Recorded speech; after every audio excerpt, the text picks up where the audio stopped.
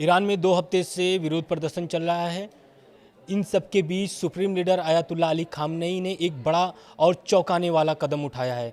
Iran की IRGC यानी कि आयतुल्लाह अली खामनेई के नेतृत्व में जो सैन्य संगठन है IRGC, उसको पूरी तरीके से क्रैकडाउन का जिम्मा सौंप दिया गया है और साथ ही देश की रहस्यमयी अंडरग्राउंड मिसाइल सिटी को पूरी तरह से एक्टिवेट कर दिया गया है। यह कदम साफ संकेत देता है कि ईरान सिर्फ अंदरूनी विरोध से ही नहीं बल्कि बाहरी टकराव के लिए भी खुद को तैयार कर रहा है। नमस्कार, मैं आनंद कुमार प्रजापति, न्यूज़ 18 के डिजिटल प्लेटफॉर्म पर आपका स्वागत है। मिसाइल सिटी है क्या?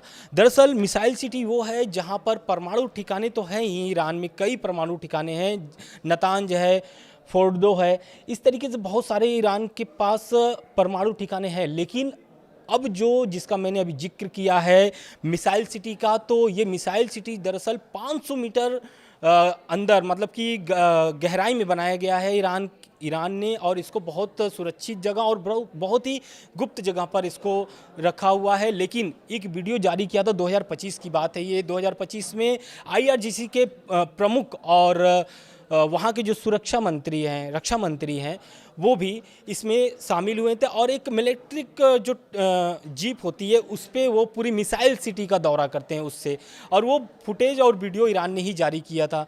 उसमें ये दिखाया गया था कि उनके पास किस तरीके का और किन किन मिसाइलों का भंडार है और ये कब और कैसे इसका इस्तेमाल कर सकते हैं। लेकिन अब ये जो दावा सामने आया और ये जो खामनेई ने अभी एक तरीके से फैसला और एक जिम्मा जो सौंप दिया है IRGC को, इससे ये साबित हो गया है कि अब जो ईरान है वो भी युद्ध के लिए तैयार है। क्योंकि ट्रंप का इससे पहले बयान आता था और ट्रंप ने भी कहा था कि जो ईरान है अगर बात नहीं मानता है, क्योंकि बात वो क्या मनवाना चाहते हैं, मनवाना ये चाहते हैं कि प्रदर्शनकारियों पर जो गोली चल रही है वो गोली न चले, प्रदर्शनकारी अपना प्रदर्शन करते रहें। लेकिन खामनेई साहब का ये कहना है कि शुक्रवार को जो खामनेई साहब का एक उनके सरकारी जो चैनल है उस पर प्रसारण हुआ था और उसमें खामनेई साहब का बहुत सारी मुख्य बातें सामने निकल के आई हैं। उसमें ये सामने आ रही है, पहला तो ये सामने आ रहा है कि जो प्रदर्शनकारी हैं मस्जिद को तबाह कर रहे हैं और जो महिलाएं जो बिना बुर्खे के घूम रही हैं। एक आपने फ़ोटो देखा होगा जिसमें खामनेई साहब के फ़ोटो को जला करके उससे वो महिला सिगरेट जलाती है।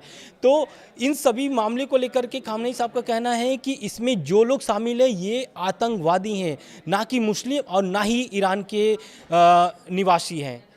तो ये साबित तो हो रहा है कि ईरान में जो एक तरीके से गतिविधि हो रही है उसमें कहीं ना कहीं, देखिए, प्रदर्शन तो 2 तरीके से देखा जा रहा है। पहला तो प्रदर्शन ये देखा जा रहा है कि जो ईरान में प्रदर्शन हो रहा है उसमें ये मुख्य अगर देखा जाए किस पर मुद्दे पर हो रहा है, तो मुद्दा यही है कि जो उनका रियाल है वो 14 लाख प्रति डॉलर हो गया है।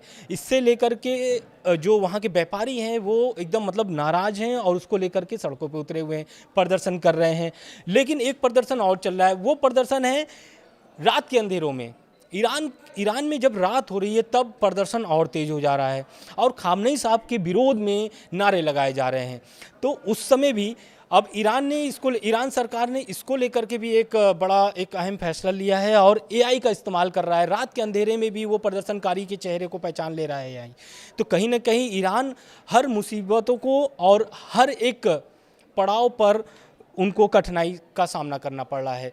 लेकिन अब ट्रंप की अब एक बहुत सारी ऐसी खबरें सामने निकल के आ रही हैं, जिसमें एक तो ये भी है कि जो ईरान के अटैक का एक ब्रीफिंग की गई है।